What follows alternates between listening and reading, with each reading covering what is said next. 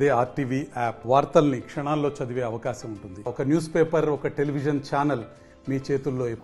అటు శ్రీకాకుళం నుంచి శ్రీకాళహస్తి వరకు ప్రతి నియోజకవర్గానికి మేము జనసేన అభ్యర్థులతో పాటు కూటమి అభ్యర్థుల కోసం ప్రచారం నిర్వహిస్తున్నాం. దగ్గర నెల రోజుల పైనే అయిపోయింది. ఎక్కడికి వెళ్ళినా గ్రౌండ్ లెవెల్లో ఎలా ఉందంటే క్షేత్రస్థాయిలో అద్భుతంగా ఉందండి. అద్భుతంగా ఎక్కడికి వెళ్ళినా ఒకటే ఏంటంటే మాకు కూటమి ప్రభుత్వం రావాలి, మేమందరం బాగుపడాలి, మా మద్దతు కూటమికి అలాగే జనసేన పార్టీకి బీజేపీ పార్టీ సపోర్ట్ చేశారు కాబట్టి మొత్తం అద్భుతమైన మెజార్టీని ఇస్తాం. సంక్షేమం వైపే చంద్రబాబు నాయుడు గారు చెప్పిన మాట, సంక్షేమం వైపే మేము ఉంటాం. సంక్షేమ పథకాలను ఎక్కడ ఆపం. మాకు చెప్పింది అధినాయకుడు పవన్ కళ్యాణ్ గారు కానీ చంద్రబాబు నాయుడు గారు కానీ మేము ప్రచారానికి మొదలయ్యేటప్పుడు ఒకే మాట చెప్పారు, వారు ఏదో దుష్ప్రచారం చేస్తున్నారు, పథకాలు ఆపేస్తారని. ఎక్కడా పథకాలు ఆపం. మా దగ్గర అధికారం లేకపోయినా డబ్బులు లేకపోయినా చనిపోయిన ఒక్కొక్క కౌలు రద్దుకి మేము ₹1,00,000 లెక్కన ఇచ్చాం. మొన్న ఈ మధ్య ఇన్కమ్ ట్యాక్స్ కట్టుకోవడానికి 7 కోట్ల రూపాయలు ఆయన బయట నుంచి అప్పు తీసుకొచ్చి పవన్ కళ్యాణ్ గారు కట్టడం జరిగింది. మరి అధికారం ఉంటే మా దగ్గర డబ్బులు ఉంటే ఇంకో ₹10 ఎక్కువేసే మేము పథకాలని కంటిన్యూ చేస్తాం తప్ప ఎక్కడ వీటిని ఆపటం అనేది ఉండదు. మీరు చేసిన దౌర్భాగ్య పనులు ఇంకా ప్రజల్లో అలా ఉండిపోయినాయి. ఎక్కడ శ్రీకాకుళంలో ఉత్తరాంధ్ర నిజంగా చంద్రబాబు నాయుడు గారు పెట్టుకున్న ఎన్టీ రామారావు గారు పెట్టిన స్వర్గీయ నందమూరి తారక రామారావు గారు పెట్టిన తెలుగుదేశం పార్టీ నేను ఇక్కడే చదువుకున్న ఆంధ్ర యూనివర్సిటీలో. అప్పుడు చూశాను నేను అక్కడ. అప్పుడు ఎలా ఉందో స్పందన. చాలామంది తెలుగుదేశానికి ఒక ప్రత్యేకత ఉంది. ఎందుకంటే ఇక్కడ ఉన్నటువంటి తాత ఎమ్మెల్యేగా ఉండి రిటైర్ అయిపోయిన కొడుకు తెలుగుదేశంలోనూ ఉన్నాడు, మనవడు కూడా తెలుగుదేశంలో ఉన్నాడు, కార్యకర్తలు కూడా తెలుగుదేశం వైపు ఉన్నారు తప్ప వేరే ప్రలోభాలకి ఎవరు పోయిన వాళ్ళు, బయటికి పోయిన వాళ్ళంతా దరిద్రులు. వాళ్ళని గురించి మనం పట్టించుకోవాల్సిన అవసరం లేదు. క్లీన్ స్వీప్ దిశగా ఉత్తరాంధ్ర మొత్తం, అలాగే ఈ ఈస్ట్ వెస్ట్ మా జిల్లా పశ్చిమ గోదావరి జిల్లాలో తాడేపల్లిగూడెం నియోజకవర్గం బొలిశెట్టి శ్రీనివాస్ జనసేన అభ్యర్థిగా నిలబడి ఉన్నాడు ఆయన. ఇక్కడ 2 సీట్లు ఈస్ట్ వెస్ట్లో అవుట్ ఆఫ్ 36లో 2 సీట్లు వైఎస్ఆర్సీపీ గెలిస్తే నేను ఛాలెంజ్ చేసి చెప్తున్నా, 2 సీట్లు గెలవమనండి. 2 సీట్లు. వీళ్ళు ఏంటంటే ఒక కులాన్ని అంటగట్టి, కులాన్ని ఒక రాజకీయాల్లో ఏదో బీజేపీని అంటారు మతం కులం అది ఇదని, వీళ్ళు చేసేదంతా వైఎస్ఆర్సీపీ అంతా. వీళ్ళు చేసేది ఎందుకు చేస్తున్నారంటే ఈయనకి ఎటు తిరిగి దగ్గర 1300 వాయిదాలు. 1300 వాయిదాల్లో సుప్రీంకోర్టు జడ్జి కూడా ఆశ్చర్యపోయాడంట, ఏంటి ఇన్ని వాయిదాలు ఎవరు ఇచ్చారు, ఎలా ఇచ్చారు, ఇతను ఏంటి అది ఇది అని చెప్పి. కాబట్టి ఒకటే ఏంటంటే కుల మతాలకు అతీతంగా మొన్న చంద్రబాబు నాయుడు గారు బెయిల్ మీద బయటకు వచ్చినప్పుడు ఆ 4వ క్యాన్వాయ్లో నేనే కూర్చుని ఉన్నా. చూస్తే ఇంచుమించు 8 నుంచి 9 లక్షల మంది ప్రజానీకం స్వచ్ఛందంగా వారి వెంట వచ్చారు. బడుగు బలహీన వర్గాలు కానీ, రైతులు కానీ, మైనారిటీ సోదరులు కానీ, ఆడవాళ్ళు సంటి పిల్లల్ని ఎత్తుకొని కూడా చంద్రబాబు నాయుడు గారిని చూడటానికి, వారికి హారతులు పట్టడానికి, వారికి స్వాగతం పట్టడానికి ఎంతమంది వచ్చారంటే అది ప్రజల్లో వచ్చిన బ్రహ్మాండమైన మార్పు అని సందర్భంగా మీకు తెలియజేస్తున్నాం. ఇంకొకటి, ఆయనకు ఉన్న గౌరవాన్ని కూడా అసెంబ్లీలో తీసేసి ఏది పడితే అది మాట్లాడిన బూతుల మంత్రులు కూడా చర్మగీతం లాస్ట్ అయిపోవచ్చింది. పేజ్ అయిపోయింది. ఇంకా వేరే ఇది లేదండి. ఆ తొరిపల్లి నాని కానీ, కొడాలి నాని కానీ, ఆ డైమండ్ రింగు రాని రోజా కానీ అటున్న తరిమి కొడుతున్నారు. పెనంలూరులో ఇంతకుముందు పార్థసారథి గారు ఉండేవారు, వారు ఇప్పుడు తెలుగుదేశంలోకి వచ్చారు ఎమ్మెల్యేగా. తెలుగుదేశం మన పార్థసారథి. అక్కడేమో ఈయన జోగి రమేష్, ఒరే నువ్వు వెళ్ళరా, నువ్వు చేసిన చాలేరా, బయటకు వెళ్ళరా, నీ సంగతి అంతా మొత్తం తెలుసు జనాలకి, ఇలాగ మాట్లాడే వాళ్ళే ఉన్నారండి. ప్రజలు ఏం మాట్లాడుతున్నారంటే ఆ ఎమ్మెల్యేల గురించి, మీ సంగతి మాకు తెలుసు, తెలియక మేము మీకు ఓటేసాం, మీరు ముద్దులు పెట్టారు, నెత్తి మీద చేతులు పెట్టారు, అన్ని రకాలుగా చేశారు కాబట్టి మీరు ఎన్ని రకాలుగా ఇప్పుడు ప్రలోభాలకు మీరు మమ్మల్ని లొంగ తీసుకోవాలని ప్రయత్నించినా, బెదిరింపు ఇచ్చినా కూడా మేము వాటికి లొంగం. కూటమి ప్రభుత్వానికి అద్భుతమైన మెజార్టీ ఇస్తాం.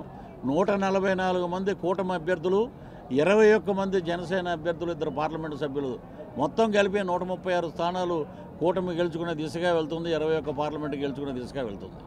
ఆ రకంగా ముందుకెళ్తుంది. ఎక్కడికి వెళ్ళినా కూడా తమ్ముడు ఏంటి, మేము మొన్న అనకాపల్లిలో అడిగాం, మరి 20 ఇంతమంది ఎంపీలు ఇస్తే మెడలు ఉంచుతా అన్నాడు. అంటే ఏం మెడలు ఉంచుతారండి, ఇతను మెడలు ఉంచకుండా ఉంటే చాలు, కేసులు ఉన్నాయి, దాని గురించి బయటపడాలని వారికి వెంకటేశ్వర స్వామి విగ్రహాన్ని ఇస్తే ఆయన కొంచెం చల్లబడతాడు, కోపం ఉన్నా కూడా అమిత్ షా వాళ్ళంతా ఇక్కడి నుంచి పెద్ద పెద్ద విగ్రహాలు తయారు చేయించి ఇంతంత ప్రసాదాలు పట్టుకుని ఇంతంత కవర్లు పట్టుకుని వెళ్ళి శుభం అనే వాళ్ళతో ఒక మాట మాట్లాడించుకుని మళ్ళీ ఇక్కడ వచ్చి ఒక ట్రిప్పుకి ఢిల్లీ వెళ్తే చంద్రబాబు నాయుడు గారు ఢిల్లీ అన్నిసార్లు వెళ్ళారు, ప్రత్యేక హోదా మీద శ్రద్ధ ఏం పెట్టారు. మరి నువ్వు చేసిందేంటి? నువ్వు తిరిగేదేంటి? సకల శాఖ మంత్రి ఒక ఆయన ఉన్నాడు సజ్జల రామకృష్ణారెడ్డి గారని, వాళ్ళ అబ్బాయి ఉన్నాడు సజ్జల భార్గవ్ అని.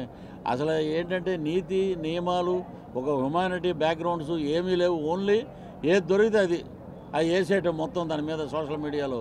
వీటికన్నిటికీ ఫుల్ స్టాప్ పడే రోజు దగ్గర ఉంది. సంయమనం పాటిస్తున్నారు కార్యకర్తలంతా. సంక్షేమమే మేము ఆలోచిస్తున్నాం. మేము రెవెన్యూ పాలిటిక్స్ అసలు మేము చెయ్యం.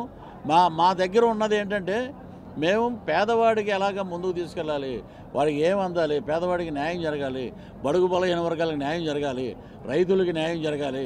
ఒకటి నేను ఏమైతే అయిందని చెప్పి లాయర్లు అందరూ ధర్నాలు చేస్తున్నారు 3 నెలల నుంచి అని చెప్పి వారి దగ్గర నుంచి కొన్ని పాయింట్స్ తీసుకుని వచ్చే ముందే నేను డబ్బింగ్ చెప్పి వచ్చాను. ల్యాండ్ కంట్రోల్ యాక్ట్ అని చెప్పి ఒక యాప్ తయారు చేసి వీళ్ళు నిన్నటి నుంచి ఏదో ఇంప్లిమెంట్ చేశారంటే మేము చేసావు దాంట్లో. ఈడ ఏమనుకున్నా మనకు అనవసరం.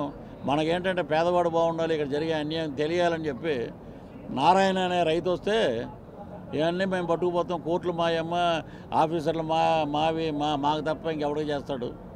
అలాగే కూలబడిపోతాడు అతను రైతు. ఏం నారాయణ చెమటలు పట్టిన ఫ్యాన్ వేయమంటావు అంట. నేను 5 ఏళ్ళ నుంచి ఫ్యాన్ వేస్తానే ఉన్నారు బాబు, ఇంకొద్దు బాబు అన్నారు. అది వెళ్ళిపోయింది బాగా జనాల్లో.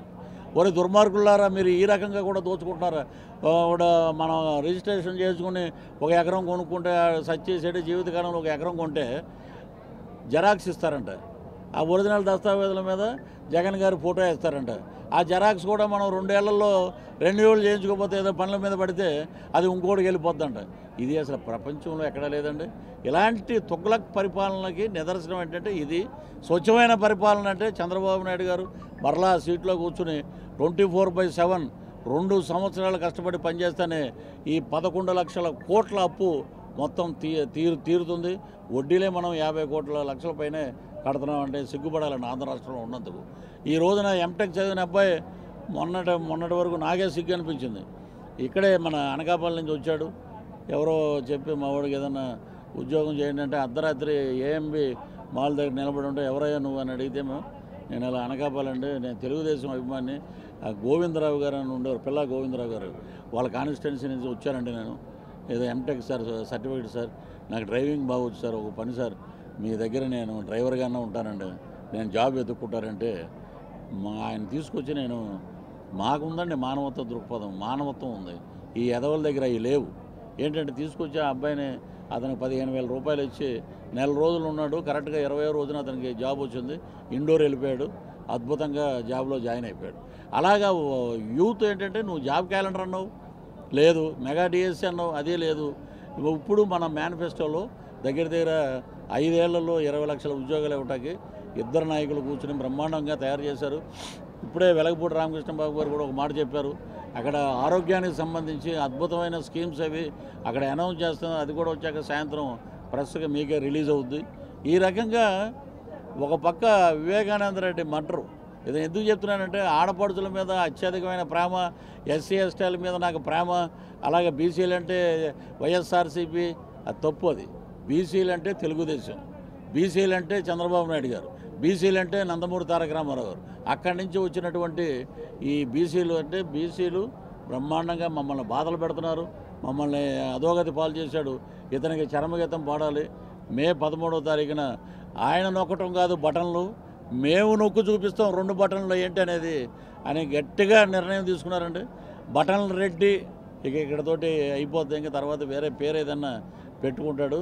బటన్కి ఇలాగ ఏదన్నా కట్లు కట్టుకుని అది కూడా ఒక డ్రామా కింద పెడతారు. మళ్ళీ ఎంత దౌర్భాగ్యం అంటే నెల్లిమర్లలో లోకం మాధవ్ గారికి ప్రచారం చేస్తుంటే మత్స్యకార్మికులందరూ అన్న ఒక పెద్ద గజమాల ఒక క్రెయిన్ తోటి తీసుకొస్తుంటే వద్దురా, నేను ఎందుకు అవన్నీ చిన్న మాల వేస్తే సరిపోద్ది కదండి అంటే లేదు మీరు మా నియోజకవర్గాన్ని ఫస్ట్ టైం వస్తున్నారు అని చెప్పి పెద్ద మాల పొద్దున 11ంటికి తెచ్చారంట. రాత్రి 7 గంటలకు మేము వెళ్ళాము అక్కడికి. అన్నీ తిరిగి అక్కడికి వెళ్ళేటప్పటికి అసలు ఇది ఏంటి డ్రామా. ఆ పూల వర్తకుడిని అడిగా, చిన్న వైర్లు చుడతా ఉండదానికి చిన్నవి, అవి ఎండకి అలాగా ఏలాడి ఉంటాయి కాబట్టి కొంచెం టెంపర్ అయ్యి ఆ హీట్కి టప్మని అలా వచ్చి ఇక్కడ తగిలేటప్పటికి గులకరాయి అన్నారు. ఆ గులకరాయి 2 లక్షలు అంట. ఇదేంటో మరి ఏ రాయో మనకు తెలియదు. ఇక్కడ తగిలితే బాహుబలిలో ప్రభాస్ ఇటు బాణాలు వేస్తే అలా తిరిగి ఇలా వచ్చి ఎల్లంపల్లికి తగిలిందంట ఇక్కడ. అసలు నిజంగా ఎంత డ్రామా అంటే నిన్నటి వరకు సిగ్గుండాలి అతనికి, ఇటేసుకున్నాడు కట్టు. తర్వాత మొన్న ప్రెస్లో చూస్తే ఇటు పక్క ఉంది. అంటే మర్చిపోయాడు, పొద్దున్న మేకప్ వేసుకునేటప్పుడు ఇటు అంటించేసాడు, తర్వాత వచ్చి ఇటు పెట్టేశాడు. అదేంటంటే వీళ్ళ డ్రామాలు అర్థమవుతున్నాయి. చిన్న దెబ్బ తగిలితే ఇలా పెట్టి కూర్చుని ఒక 50 మంది డాక్టర్లు ఏదో గుండె శస్త్రచికిత్స అద్భుతంగా చేసాం అన్నట్టు ముఖ్యమంత్రి చుట్టూరు డాక్టర్లు. ఒక డాక్టర్ మన ఫ్రెండే మాతో పాటు చదివాడు.